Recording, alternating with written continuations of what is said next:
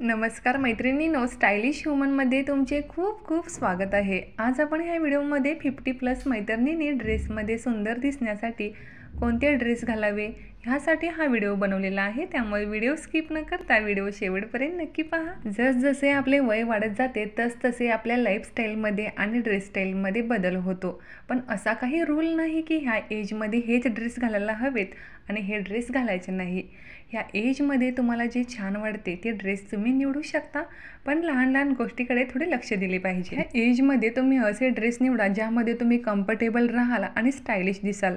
जेव्हा तुम्ही एखादी ब्राईट कलरची कुर्ती घेता त्यावेळेला एकच कलरची कुर्ती घ्या। जेव्हा खूप सारे मिक्स कलर असतात तेव्हा ती इतकी छान दिसत नाही। ब्राईट कलरची कुर्ती घेताना एकच कलरची असायला हवी आणि जर ब्राईट कलरची कुर्ती घेतला तर त्यावरती मिनिमम आणि सिंपल अशी एम्ब्रॉयडरी असायला हवी। जर ड्रेसही खूप ब्राईट कलरचा आहे आणि त्यावरची एम्ब्रॉयडरी ही खूप बोल्ड आहे, चकाकणारी आहे, तर ती छान दिसणार नाही।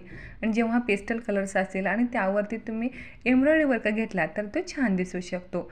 एकाच वेळेला एकच कोणता तरी फोकस पॉईंट असायला हवा, मग तो ड्रेसचा कलर्स असो किंवा त्यावरची एम्ब्रॉयडरी असायला हवी। जेव्हा ब्राईट कलरचा ड्रेस निवडता त्यावरती मिनिमम वर्क असायला हवे आणि ज्या ड्रेसवरती खूप वर्क असेल त्याचे कलर्स थोडेसे सॉफ्ट असायला हवेत, म्हणजे ते ड्रेस तुम्हाला छान दिसतात आणि क्लासी दिसतात। आता ह्या एजमध्ये V neck, collar neck, round neck असे कुर्ती तुम्ही निवडू शकता। 3/4 हँड आणि लॉंग स्लीव्सचे ड्रेस तुम्हाला खूप छान दिसतात।